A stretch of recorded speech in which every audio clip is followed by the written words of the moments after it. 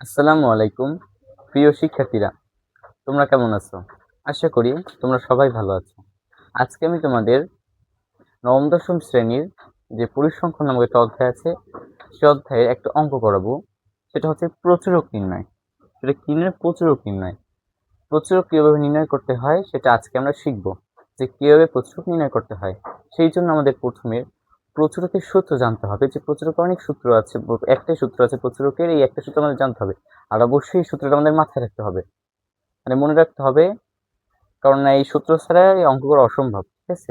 আচ্ছা, আমরা এখানে লিখি যে প্রচুরকের সূত্র কি।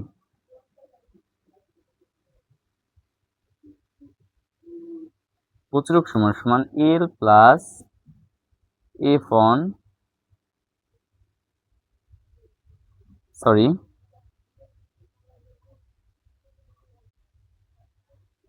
f1 প্লাস f2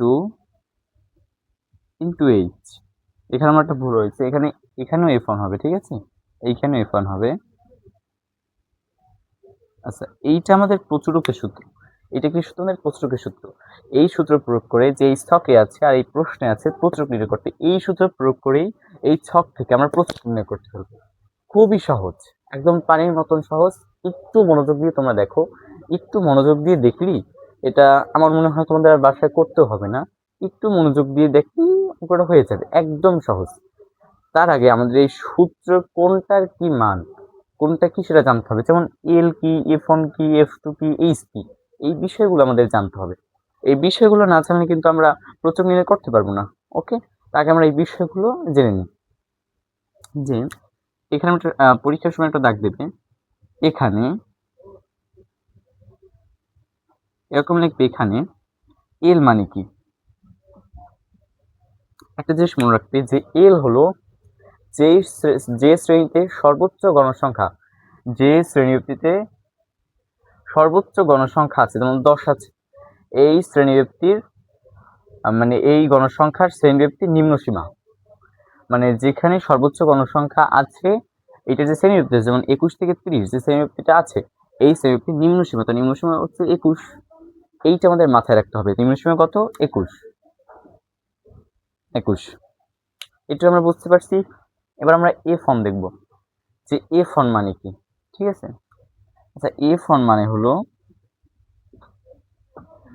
এই 10 সর্বোচ্চ গণসংখ্যা থেকে এইটা মাইনাস, এইটা কি মাইনাস 8 মাইনাস, আমরা 10 থেকে 8 মাইনাস দেব।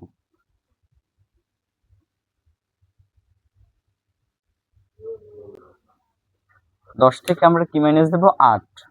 কারণ এইটা অঙ্কের নিয়ম, এর কোনো মানে হয় না, এইটাই অঙ্কের নিয়ম, যে f1 হলো এই 10 থেকে 8 মাইনাস, মানে যে শ্রেণীতে সর্বোচ্চ গণসংখ্যা অবস্থান তার পরবর্তী গণসংখ্যা। ওকে, তার পূর্ববর্তী গণসংখ্যা, তাহলে 10 মাইনাস 8 সমান সমান কত হবে? 2। সমান সমান কত? 2। এবার f2 খুবই সহজ।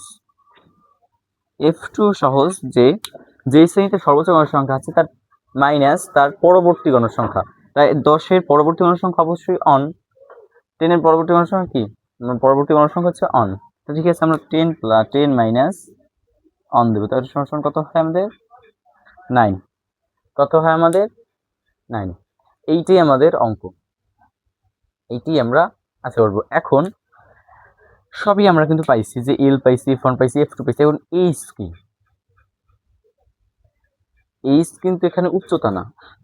অনেক অঙ্ক কিন্তু এইচ মানে উচ্চতা বোঝায়, কিন্তু এখানে এইচ কিন্তু উচ্চতা না। এখানে এইচ হচ্ছে শ্রেণী ব্যবধান। এইচ কি? শ্রেণী ব্যবধান। যেমন এইচ হলো এই 1 থেকে 10-এর মধ্যে শ্রেণী ব্যবধান কত? 1 থেকে 10-এর মধ্যে 1 কিন্তু নিতে হবে। যেমন 1 2 3 4 5 6 7 8 9 10, তার মানে আমাদের 10 দাঁড়ায়, তার শ্রেণীব্যক্তি কত? 10। ঠিক আছে, এখানে এটা বুঝতে পারছো যে 1 থেকে 10-এর মধ্যে শ্রেণী ব্যবধান কত, মানে 1 আছে তো কত হইলে আর 10 লাগবে, তো 10। 1 তো আমাদের নিতেই হবে, এটা নিয়ম, 1 নিতেই হবে। এবার আমরা যদি এগুলো সব বুঝে থাকি, তার মানে এখানে আমরা প্রচুরকের সূত্র প্রয়োগ করব, অঙ্ক শেষ। এবার দেখি প্রচুরক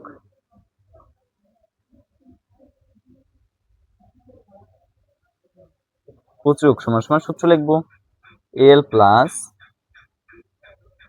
f1 f2 into f1 sorry l plus f1 l plus কি f1 plus f2 into h। সূত্র আমরা লিখে ফেলছি, এটা কিন্তু সূত্রটা মাথায় রাখতে হবে। এবার আমরা সূত্র অনুযায়ী এক একটা জিনিস এল এর মান বসাবো, f1 এর মান বসাবো, f2 এর মান বসাবো, এরকম এই এর মান সব মান বসাবো। তো এল এর মান কত? 21। এল এর মান কত আমাদের? 21 আছে। এই প্লাসটা আমরা দেবো। f1 এর মান কত? আচ্ছা, f1 এর মান কিন্তু এইটা না, এইটা বাইরে আছে, সমান সমান দিয়ে 2। f1 এর আবার মান কত? 2 প্লাস আমাদের কত বেরিয়েছে? কত? এই f2 এর মান কত বেরিয়েছে আমাদের? 9। আমরা এই 9টা দেবো, ইনটু দেবো এইচ এর মান কত বেরিয়েছে আমাদের? এইচ এর মান কিন্তু 10 বেরিয়েছে। এইচ এর মান কত? 10 বের হয়েছে। এবার আমরা ধাপে ধাপে করব। আমাদের এটা তো আর প্রয়োজন নাই, তো আমরা এটা আমরা মুছে দিচ্ছি। এখানে আমরা অঙ্কটা করব, ঠিক আছে? এইখানে অঙ্কটা করব আমরা। আচ্ছা, এখানে লিখবে 21 প্লাস এই 2 দেব, এইটা যোগ করব। 9 এর সাথে 2 দিলে কত হয়? 11 ইন্টু 10। এইটু বুঝছি। এবার আমরা ধাপে ধাপে যাবো। এখানে সমান আছে, কিন্তু এখানেও সমান আছে। আবার 2 প্লাস এইটার সাথে গুণ দিই, কত হয়? 10 দ্বিগুণে 20, সোজা এই 11। এবার এটাকে আমরা ক্যালকুলেটর চাপ দেবো, যেটা বাইরে হবে ওইটাই অ্যান্সার। তা এখন আমরা দেখি যে কত হয়। এটা বাইর করার নিয়ম আছে।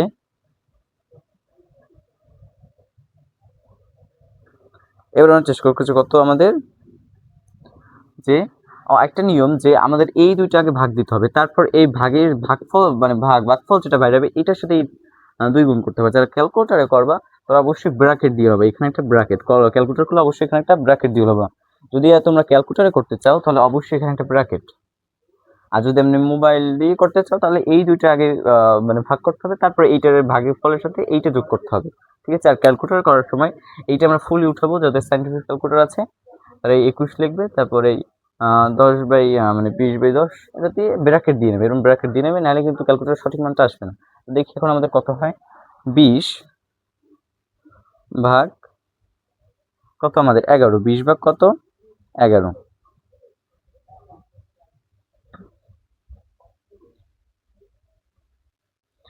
আচ্ছা, আমরা 20 ভাগ 11 দিই, ঠিক আছে? 20 ভাগ 11 আমাদের বের হয়ে যায় 1.81। 1 পয়েন্ট কত? 81। তাহলে 21 প্লাস 1.81। এইটা এখন এইটার সাথে এটা আমরা যোগ করবো, তাহলে হয় কত? 22.81। প্রায়